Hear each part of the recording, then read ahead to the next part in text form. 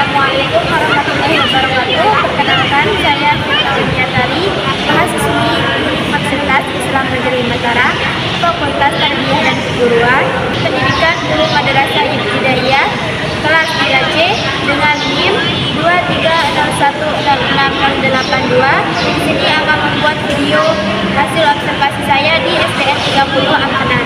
Untuk memenuhi tugas ujian akhir semester, mata kuliah telaah kurikulum yang diampu oleh Ibu dosen Dr. Hilmiati, MPD.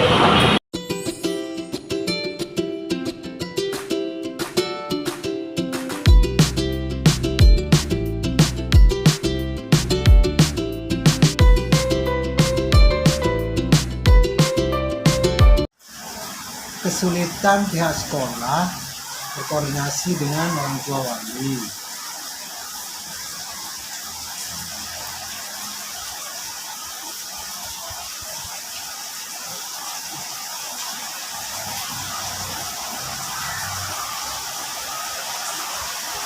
Yang kedua,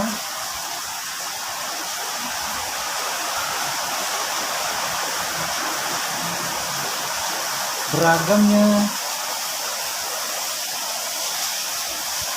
karakter siswa.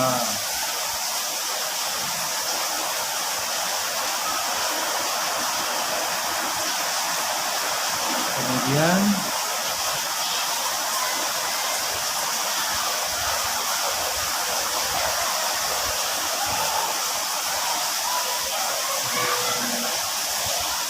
dampaknya bagi pendidik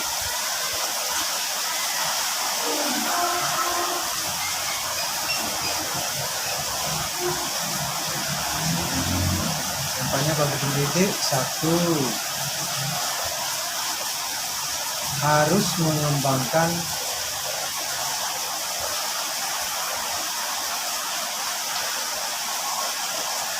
kompetensi,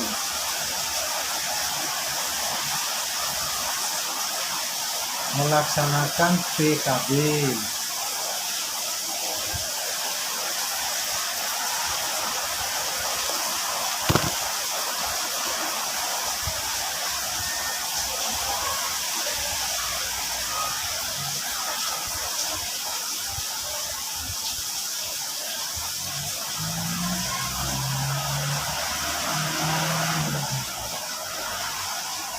penggunaan teknologi dengan tepat. Guru itu dampaknya pada guru. Guru harus memonitor diri, guru harus melaksanakan PKB, guru harus menggunakan alat teknologi dengan tepat.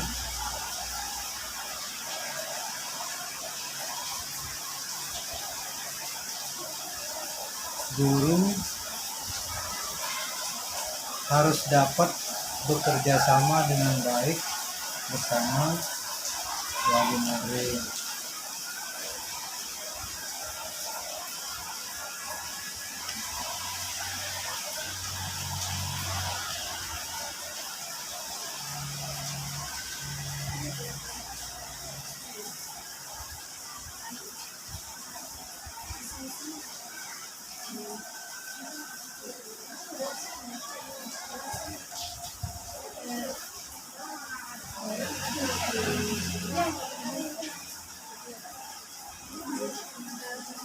Apakah perubahan peraturan pemerintah berdampak bagi perkembangan sekolah ini? Perubahan peraturan pemerintah yang mana yang berdampak? Perubahan kurikulum.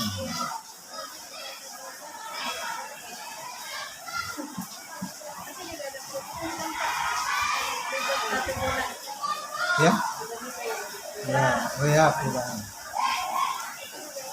perubahan peraturan pemerintah tentu berdampak pada satuan pendidikan, termasuklah SDN 30 Ampanan. Dampak pertama, berubah peraturan, berubah mindset. Ya, mindset warga sekolah. Dan tidak menutup kemungkinan mindset wali murid juga berubah. Ya, karena perubahan kurikulum itu dapat mengubah mindset warga sekolah dan juga wali murid. Contoh dari kurikulum 2013 menjadi kurikulum merdeka.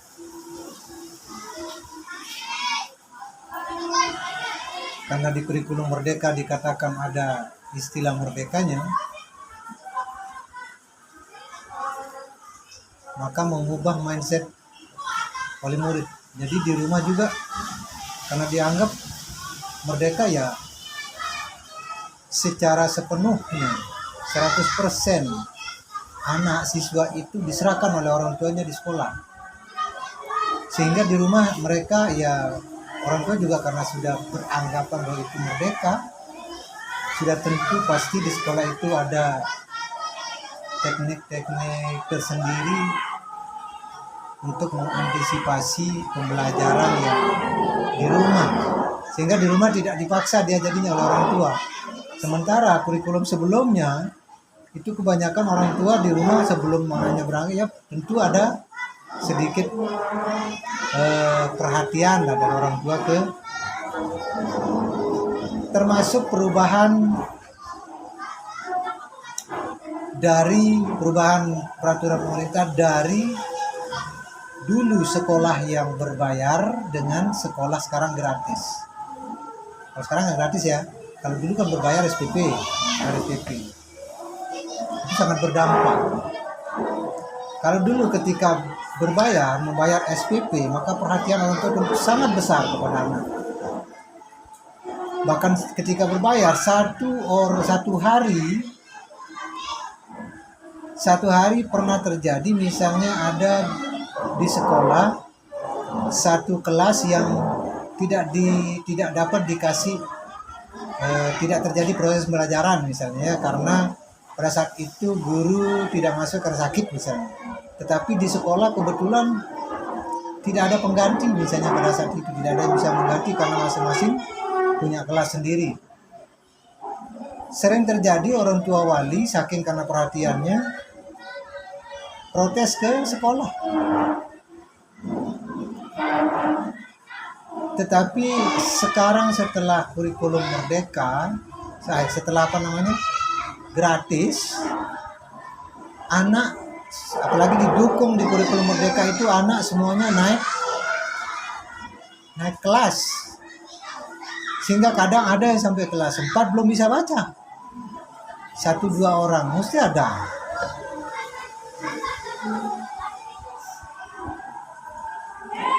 Itu sebenarnya akibat dari kurangnya perhatian orang tua di rumah.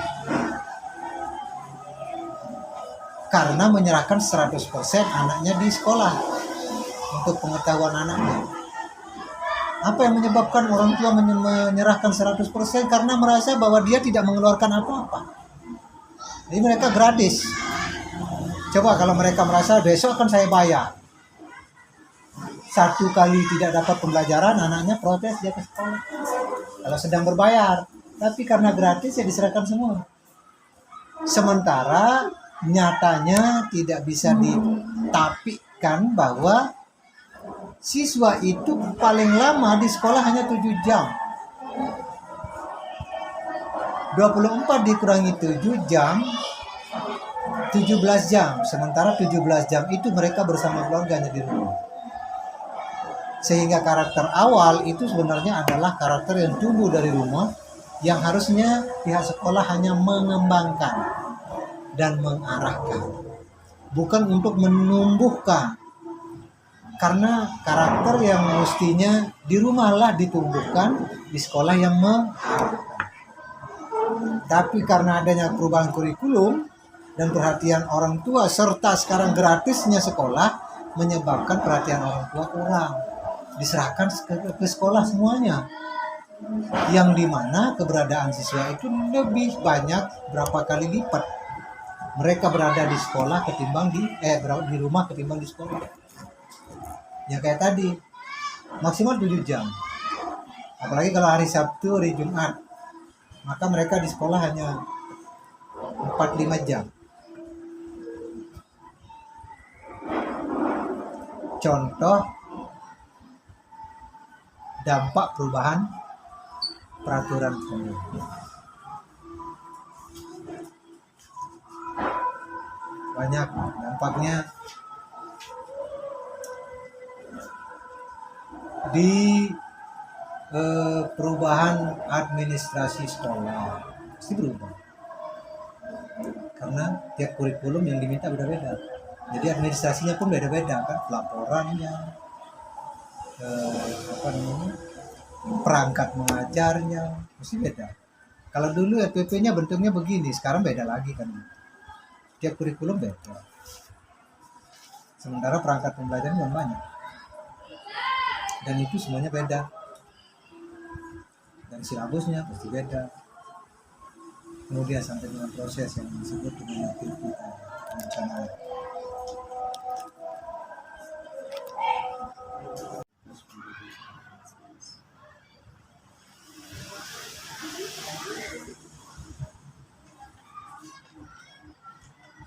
Peluang yang dimiliki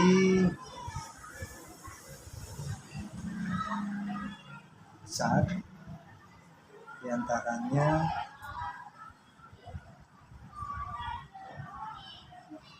memadainya jumlah teknologi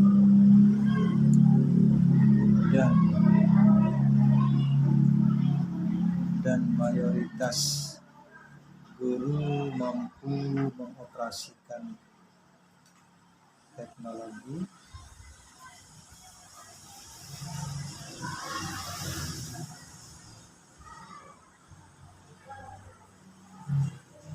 Peluang itu realisasi dari kelebihan ya.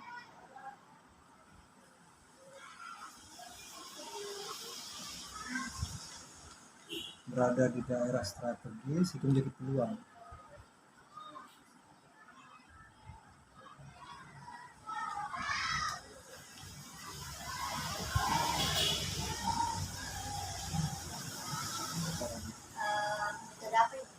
Ya.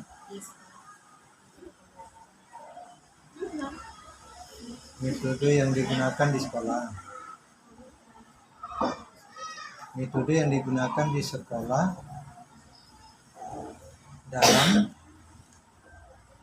dalam proses pembelajaran. Metode yang digunakan di sekolah dalam proses pembelajaran itu banyak dan bervariasi tergantung dari guru kelas masing-masing. Dalam pembelajaran ya proses bahkan tiap hari beda-beda ya. Dalam satu proses pembelajaran itu metodenya beda-beda, bervariasi. Satu kali proses, satu guru, satu ruang kelas, 1 jam itu metodenya bisa 3-4. Kan pertama harus metode ceramah. Ceramah di tengah-tengah ada demonstrasi. Dengan demonstrasi ternyata siswa belum ngerti juga, terpaksa menggunakan juga simulasi supaya siswa terlibat. Ya begitulah kalau metode macam-macam. Apa hambatan yang dialami oleh SDN 30 anak dan apa dampaknya bagi peserta didik dan gurunya. Hambatannya yang pertama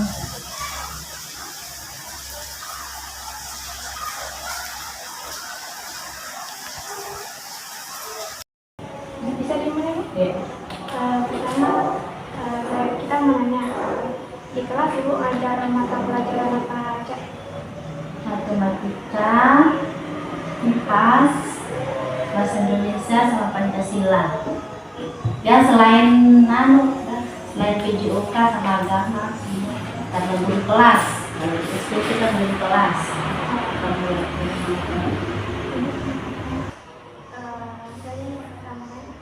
Pertanyaannya, komponen capaian pembelajaran apa saja yang ada untuk mata pelajaran bahasa Indonesia dan apa rasionalitasnya? Capaian tugasnya berarti ya. Indonesia yang pertama ya anak mampu mengembangkan mengembangkan sebuah paragraf ya. Terus anak mampu membedakan lawan kata dengan samaan kata. Terus tentang bagian-bagian buku, bagaimana bagian-bagian dari buku.